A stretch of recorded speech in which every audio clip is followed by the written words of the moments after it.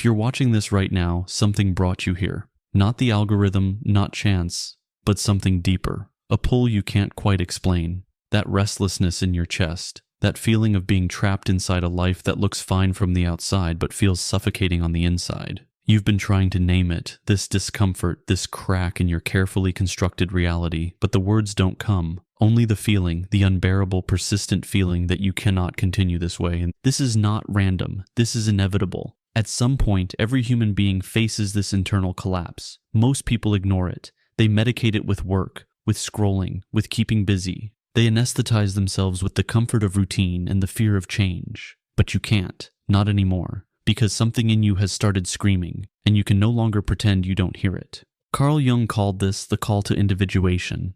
It's the moment when your soul refuses to keep wearing the mask you built to survive, the persona you constructed to please your parents, to fit in at work, to be loved, to be safe. That persona served you once. It got you here, but now it's killing you, and you know it. You feel it every morning when you wake up and have to put on that face again. Every night when you lie in bed and wonder, is this it? Is this all there is? The answer your life is giving you right now is no. Something else is possible. But first you have to understand what's actually happening to you, because you're not broken. You're not failing. You're waking up, and waking up hurts. Look around at the world you're living in. Everyone moving through their days like functional zombies. Wake up, work, produce, consume, repeat. They call this normal. They call this responsible. They call this being an adult, but it's not. It's just common, and common is not the same as healthy. Common is not the same as alive. You were trained for this from the beginning. Sit still, follow the rules, don't ask too many questions. Be grateful for what you have. Do what's right. But right for whom? Right according to what? The system that profits from your obedience?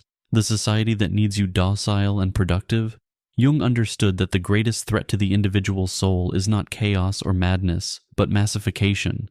The transformation of human beings into replaceable parts, statistical units, cogs in a machine that values conformity over authenticity. When you start feeling suffocated by your routine, that's not a defect in you. That's consciousness trying to break through. That's your psyche saying, this is not who you are. You followed all the rules. You checked all the boxes. You did everything they told you would make you happy. And yet here you are, empty, disconnected, watching your own life from the outside like it's happening to someone else. This dissociation isn't illness, it's awareness emerging. It's your unconscious signaling that the character you've been playing is no longer enough. The role is too small, the script is someone else's. And you're tired, so tired of performing, so tired of pretending, so tired of living half a life while some essential part of you withers in silence. The normality they sold you is a sophisticated trap. It gives you just enough comfort to keep you compliant, a stable paycheck, social approval, the illusion of security. But the price is everything. Your truth, your spontaneity, your wildness, your soul. Over time, you forget what you sacrificed. You forget who you were before you learned to be good, before you learned to be small, before you learned that your real feelings were too much, too messy, too inconvenient. Jung said adaptation to society is necessary, but it becomes pathological when it demands the abandonment of the self. And that's what happened. You adapted so well you disappeared. You became so good at being what others needed that you lost track of what you needed, what you wanted, what you loved, who you were. The system keeps you sedated with distractions, with entertainment, with the constant noise of content and consumption, with the false sense that if you just work a little harder, buy a little more, achieve a little higher, then you'll finally feel okay. But you won't. Because the emptiness isn't coming from what you lack on the outside, it's coming from what you've abandoned on the inside. And now the pain is too loud to ignore. The crack has become a chasm. What was once just discomfort has turned into desperation. What was once doubt has become crisis. Your body is exhausted. Your mind is racing. Your soul is screaming. And everyone around you keeps saying it's just stress. It's just anxiety. You just need a vacation. You just need to relax. But you know better. This isn't tiredness. This is emergency. This is your psyche throwing everything it has at you to get your attention. Because it's tried the subtle approach. It sent you dreams you ignored. Moments of sadness you pushed away, flashes of anger you suppressed, and when none of that worked, it escalated. It had to, because you're running out of time to live the life you actually came here to live. This is why you're suffering, not because you're weak, but because you're strong enough to feel the truth, not because you're broken, but because you're ready to shed the shell, ready to face the shadow, ready to stop pretending and start becoming. The pain you feel is not an obstacle on your path, it is the path. It's the birth canal, and you can't go back. You can only go through. Jung observed that the psyche intentionally produces suffering as a mechanism of transition. When the ego resists change, the unconscious responds with symptoms. anxiety, insomnia, rage numbness. These are not punishments. They are messages. They are your soul's way of saying, you cannot continue like this. Something must die so something else can be born. And what needs to die is the false self, the persona, the performance, the lie. Society will tell you to medicate the symptoms, to positive think your way out, to grind harder, to manifest better. But none of that addresses the real problem.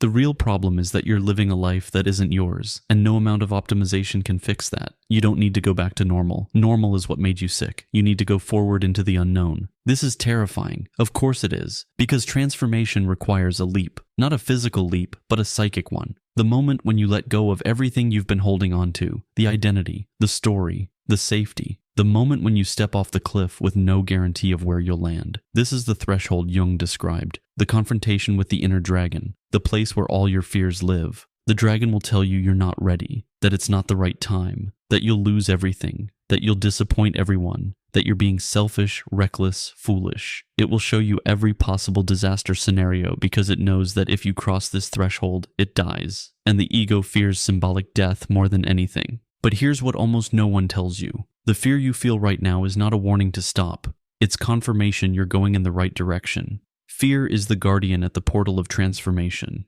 It only appears when you're about to touch something real, something sacred, your actual self. You will never feel ready. No one does. Readiness is not a feeling, it's a decision. The decision to be tired enough of the lie, fed up enough with the performance, brave enough to say, I don't know what's on the other side, but I can't stay here anymore. That's the only readiness that matters. That's the only permission you need. Not from your parents, not from your partner, not from society, from yourself. And here's the hardest truth of all. No one is coming to save you. No person, no book, no guru, no miracle. This is your journey and yours alone. You've been waiting for someone to give you permission, for circumstances to align, for courage to magically appear. But it won't. It doesn't work that way. The courage comes after you move, not before. This is radical responsibility. Not responsibility for what happened to you, but responsibility for what you do next. You can stay where you are and slowly die inside, or you can choose to cross, to leap, to begin the painful, messy, terrifying, liberating process of becoming who you actually are. Not who you thought you should be, not who others needed you to be, but who you are when all the masks fall away. Jung said the process of individuation begins when you get tired of being half, when you realize you can't live on the surface anymore, when you understand that you must integrate what's been hidden, your repressed emotions, your denied desires, your rejected parts, the shadow, the parts of yourself you've been running from your entire life. They're not your enemy, they're you, and you need them back.